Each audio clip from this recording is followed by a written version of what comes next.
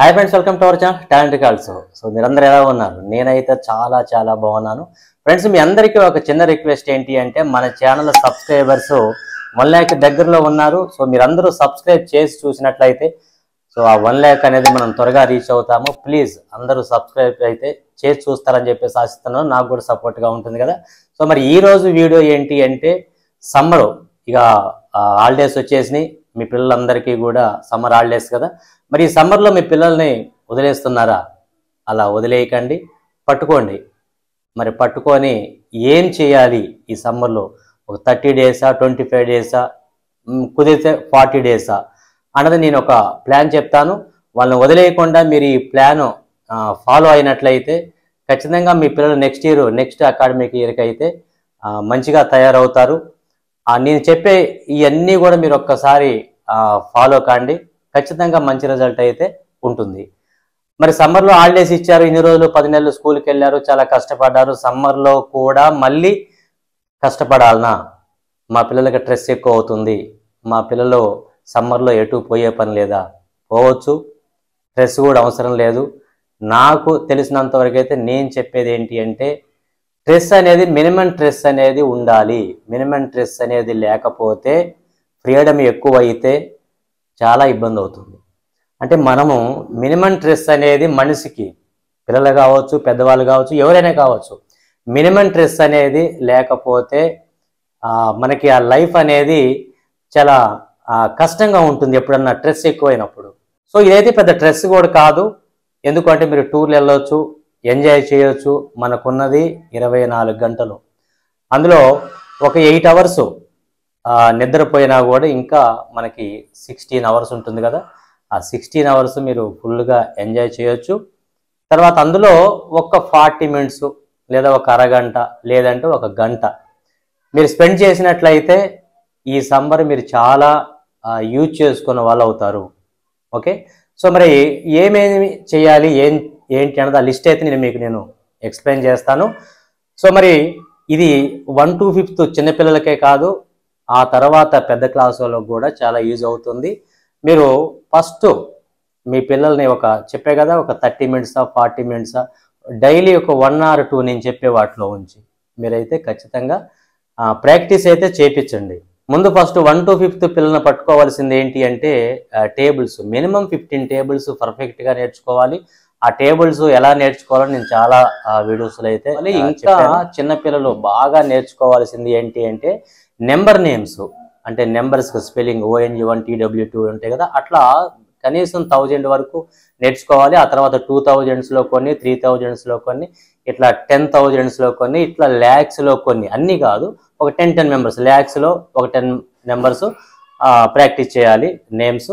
అదేవిధంగా 1000లో కొన్ని, 10,000లో కొన్ని, ఇట్లా 100sలో కొన్ని, అక్కడ కొన్ని మనం ప్రాక్టీస్ చేయించినట్లయితే వాళ్ళు ఏ నెంబర్ వచ్చినా కూడా రాయగలరు. ఇది ఒకటి. తర్వాత ఇంకా చిన్నపిల్లలకి ఇంకా చేయాల్సింది ఏంటి అంటే, ఈవెన్ నెంబర్స్ అంటే ఏంటి, ఆడ్ నెంబర్స్ అంటే ఏంటి, ఇవన్నీ కూడా వాళ్ళకి నేర్పించాలి. ఇదే చిన్నపిల్లలకు 1 to 5th ప్లేస్ వాల్యూస్, పెద్ద నెంబర్ ఇచ్చినప్పుడు వాటి place values, Indian system, international system, ఈ రెండు నేర్పించండి.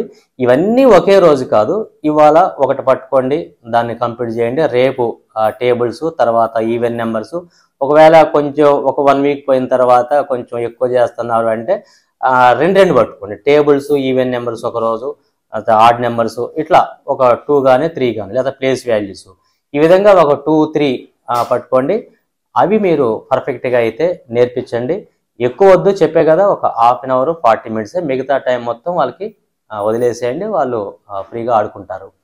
ఇకపోతే నెక్స్ట్ ఏంటి అంటే, కొన్ని నెంబర్స్ ఇచ్చి LCM ఫైండ్ చేయటం, ఇది కూడా చాలా మందికి రాదు.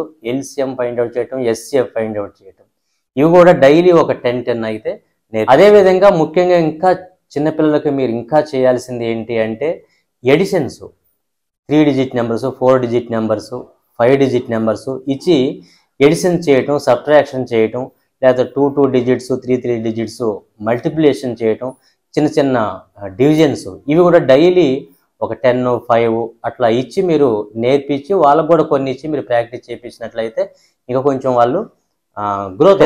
డెసిమల్స్ కూడా చాలా మందికి యాడ్ చేయటం రాదు, సబ్ట్రాక్షన్ చేయటం రాదు. ఇవి కూడా డైలీ ఒక 5 or 10 ప్రాక్టీస్ చేపించింది. అదేవిధంగా చిన్న నెంబర్స్ డెసిమల్స్ మల్టిప్లికేషన్ చేయడం కూడా ఇవి కూడా ఓకే. చిన్నపిల్లలకైతే ఇవి సరిపోతాయి. వీటిని ఫాలో అయినట్లయితే ఒక 30 days 25 days సమ్మర్లో యూజ్ చేసుకుంటే ఇవి సరిపోతాయి.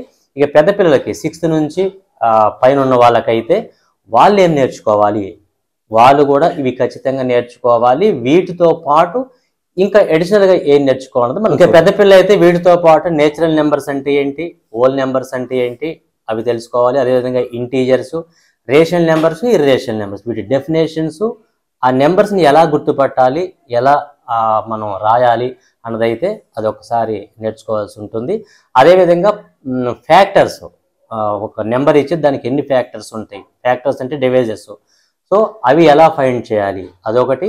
తర్వాత ప్రైమ్ నెంబర్స్ కూడా ఈవెన్ 10th class పిల్లలకు కూడా చాలా మందికి తెలియదు. అవి ప్రాబ్లం చేసేటప్పుడు వచ్చినప్పుడు చాలా ఇబ్బంది పడుతూ ఉంటారు. సో ప్రైమ్ నెంబర్స్ ఎలా రాయాలి, అవి ఏంటి అన్నది వాటి గురించి కూడా తెలుసుకోవాలి. అదేవిధంగా కాంపోజిట్ నెంబర్స్ కూడా ఎలా రాయాలి, ఆ కాంపోజిట్ నెంబర్స్ కూడా నేర్చుకోవాలి. పెద్ద పిల్లలు ఇంకా బాగా నేర్చుకోవాల్సింది ఏంటి అంటే 2 fractions యాడ్ చేయటం చాలా మందికి రాదు. సబ్ట్రాక్షన్ చేయటం రాదు. యాడ్ చేయటం పైన న్యూమరేటర్లో ఉన్న 2 యాడ్ చేస్తారు, డినామినేటర్లో ఉన్న 2 యాడ్ చేస్తారు. చాలా మంది నేను పెద్ద పిల్లలను కూడా చూస్తూ ఉన్నాను. సో అవి ముఖ్యంగా ఖచ్చితంగా నేర్చుకోవాలి. 2 or 3 fractions ఎడిషన్ చేయటం కానీ, సబ్ట్రాక్షన్ చేయటం కానీ, లేదా మల్టిప్లికేషన్ చేయటం కానీ ఇవి ఫ్రాక్షన్స్. అదేవిధంగా ఇంకా వీళ్ళు పెద్ద పిల్లలు నేర్చుకోవాల్సింది ఏంటి అంటే చిన్న చిన్న ఈక్వేషన్స్ సాల్వ్ చేయటం.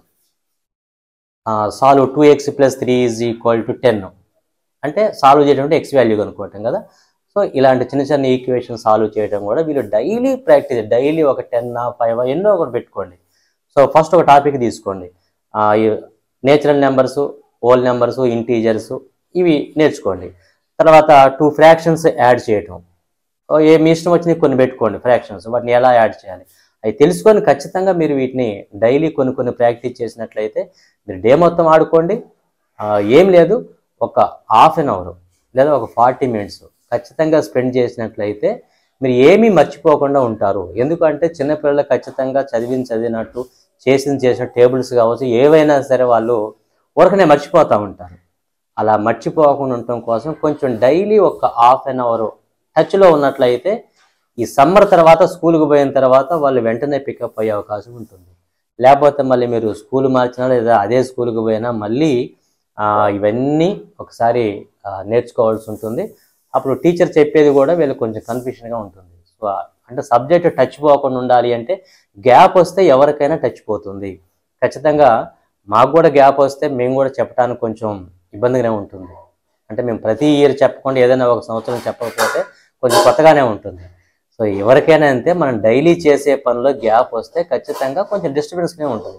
సో ఆ గ్యాప్ రాకుండా ఉండటం కోసం డైలీ ఒక ½ an hour 40 minutes అయితే సో మీ పిల్లల్ని కూర్చోబెట్టండి. ఈ సమ్మర్లో అయితే వదిలిపెట్టొద్దు. వాళ్ళకి స్ట్రెస్ ఉంటుంది, ఇది ఉంటుంది, ఏం పెద్దవాళ్ళకంటే ఎన్నో సమస్యలు, ఎకనామికల్ ప్రాబ్లమ్స్, వర్క్ ప్రాబ్లమ్స్ ఎన్నో ఉంటే మనకంటే ఎక్కువ స్ట్రెస్ ఫీల్ అవుతాం కానీ వాళ్ళకి పెద్దగా ఏమీ ఉండదు. సో ఇది వీడియో. ఈ వీడియో నచ్చింది అనుకుంటున్నాను. ఈ వీడియో నచ్చితే లైక్ చేయండి, షేర్ చేయండి. Okay, thanks for watching. Okay, by.